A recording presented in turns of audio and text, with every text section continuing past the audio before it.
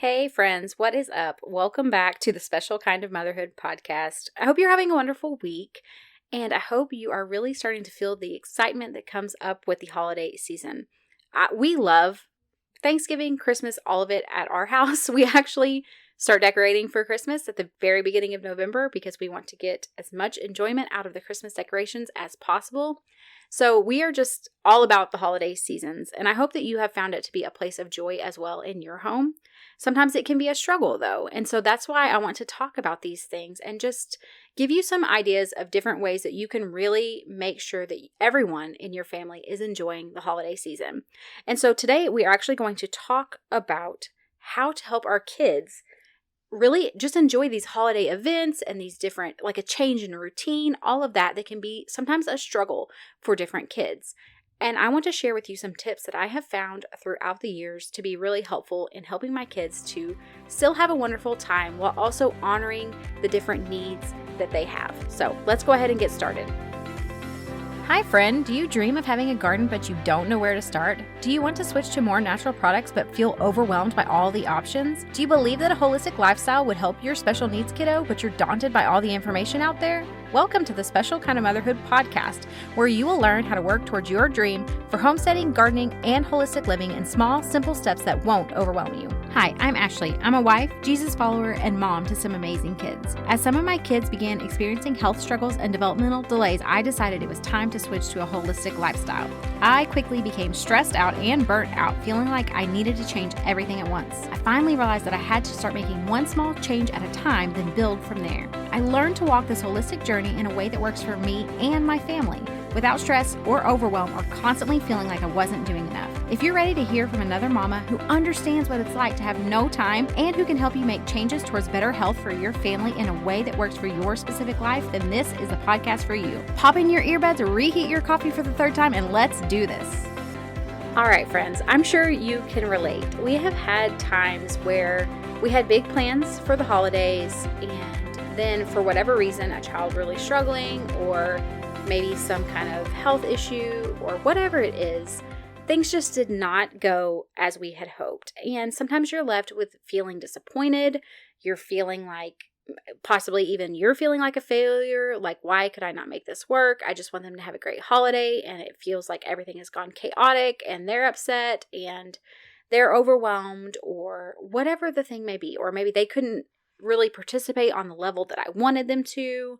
Maybe they didn't really seem to enjoy it as much as I had hoped. There can just be so many different things that can be brought up as we are experiencing the holidays with a child that might be delayed in different areas or might have some kind of physical limitation.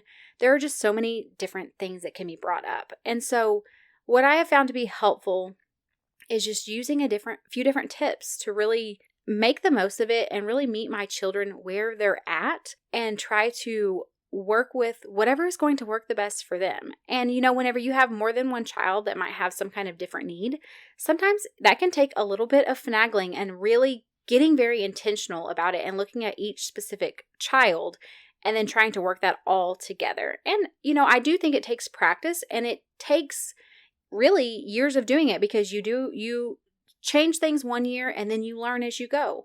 Or maybe one year a child is really struggling in this area and then the next year they're not.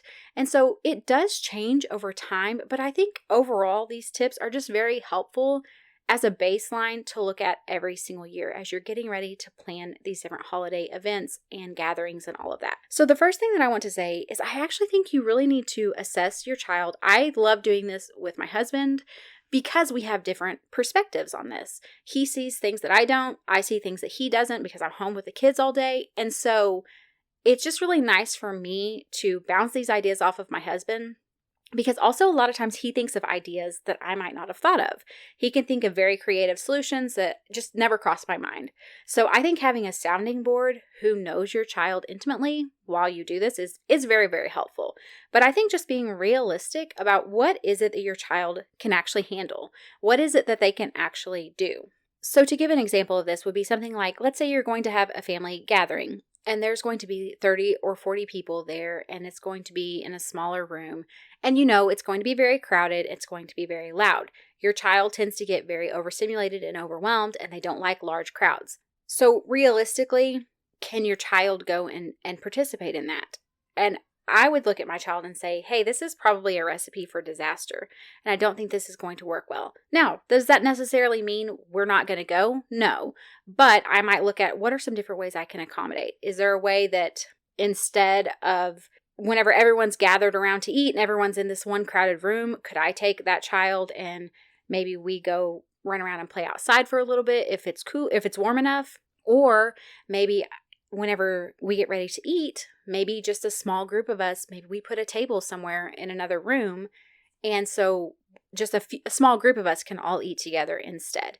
There are ways to work around it, but I think if you know these things about your child and you know they don't like large crowds and they get overstimulated by loud noises, taking them there, expecting them to not get overstimulated, and then getting frustrated whenever it doesn't go as you hoped, it's just setting yourself and your child up for failure. So I think being very realistic about, hey, this probably isn't going to be the best dynamic, but we still want to go. We still want to participate. So what is it that we can do to still meet our child where they're at? But then also, I mean, they want to, most likely, if they're like my children, they want to enjoy the holiday season. They want to go to these events. They want to see family members and things like that. So how can we still let them do that? Let them still be a part of it and feel like they are included, but do it in a way that really works for them. That's where the idea of, hey, if it's really crowded right now, let's go run around and play outside for a little bit. Maybe you have some cousins that want to play with you, or maybe you want to go on a walk, or like I said, put a small table up elsewhere and just take a small group of people and eat there in a smaller, quieter room. Just really accommodating and trying to figure out ahead of time. And you'll notice the theme in these is just that intentionality of planning ahead and of really coming up with a game plan for what you want to do. I find that to be very, very beneficial in enjoying the holiday seasons and making it enjoyable for your child that might struggle with these types of events. So yeah, just saying, hey, if you're going to someone else's house, just asking them, my child really gets overstimulated and overwhelmed, and we want this to be a great experience for everyone. Is there any way we could set up a small table in another room, or can I bring a small table and set it up? Whatever it is that you need to do, but having that conversation and just being very kind and very clear. And then if they say, I'm so sorry, but that really won't work, then you say, that's totally fine. I get that. I think I'll have to keep my child home just because I know this could be a struggle for them. And obviously that's not what we want. We want our child to be able to be involved and included. But at the same time, it's not up for us to decide if we're going to someone else's house. It's not for us to decide if they will or won't accommodate us. But I also think it's unfair to our children and to us to put them in a situation that we know that they will not do well with. Now, obviously, if you feel like, hey, I'm in a good place, and if they get overwhelmed and overstimulated, then we'll just go ahead and we'll head out then, but we're going to try it, then by all means, go ahead. I'm not saying you have to tell them, oh, we can't come because you didn't accommodate us. It's not about like basically punishing someone or anything like that for not accommodating you. It's just about you knowing, where am I at? So if we go and I'm already feeling stressed out and overwhelmed and anxious, and then my child really gets overstimulated, that's probably going to just ruin the entire time. So maybe if that's the state where they're at and I'm at, then it would be best for me to not try to go. But if I'm in a good place and I'm like, you know what? We're going to try it. I'm feeling super calm. I've got all these tools and resources ready to go for my child. I've got some headphones for them. I've got this. I've got that. What a weighted blanket. I've got a vest.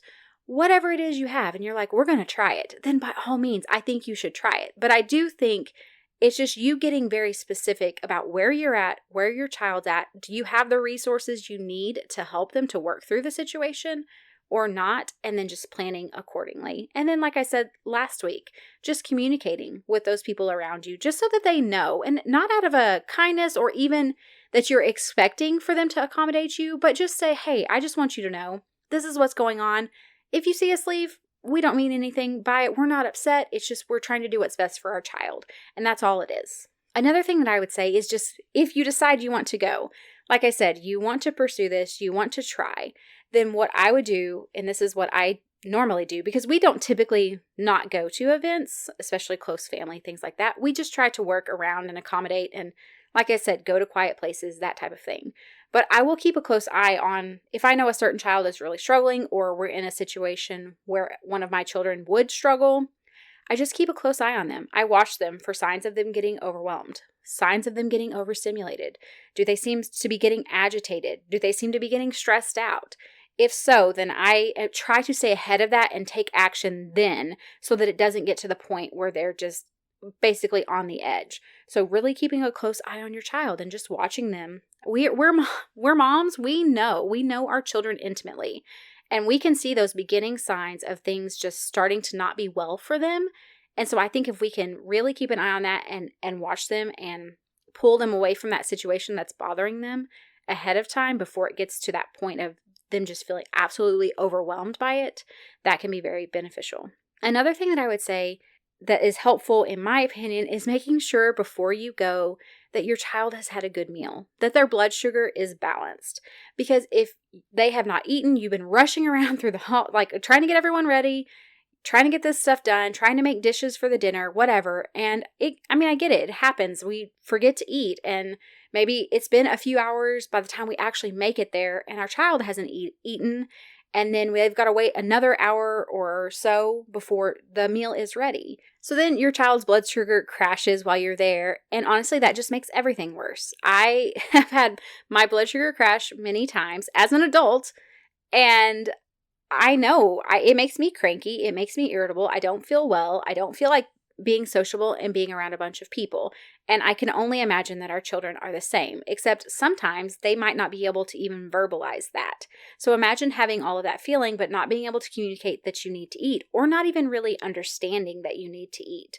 So a lot of times, adding in the stress of like, we're in a new environment and then their blood sugar crashes, it's just asking for stress, honestly. And so for me, making sure, have they had protein? Have they had a fat?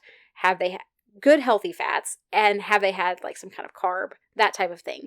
I'm just wanting to make sure their blood sugar is balanced before we go, just so that I know, hey, they're not going to have the issue on top of anything else they might be struggling with. I do not want them also struggling with a blood sugar crash and then just absolutely losing it because they feel horrible, which I relate to because I feel like I absolutely lose it when my blood sugar crashes too. So just being really intentional about that as well. I get it. We get really busy and trying to prepare and all of that. But even just taking, 30 minutes to make sure they've eaten well, that you have eaten, that your blood sugar is balanced, because that's also going to help you to feel calm and collected to help them work through any difficult times that they might have while you are participating in the family gatherings and holiday events. I would also say, I kind of mentioned this earlier, make room for your child to get outside if it's possible. Make room for them to get away to a quiet place if it's not possible to get outside. Just making sure that you're giving them the space that they need. And then also, the other thing I would say is bring along some of their favorite snacks and some of their favorite things to do.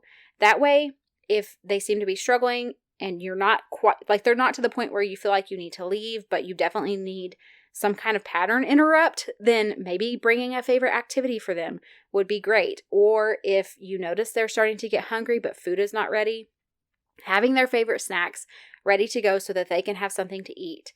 Just making sure that you're really planning ahead to keep them comfortable and help them to have the tools and the resources that they need to work through any of the challenges that they have. And that's the thing, that's the goal. The goal is not to have to miss out and not participate, but sometimes there are seasons where maybe your child just can't participate. But the goal is to work through these things, to problem solve, to find resources, to find tools, to help your child to learn the resources and tools that they need so that they can regulate, so that they can do what they want to do and still participate.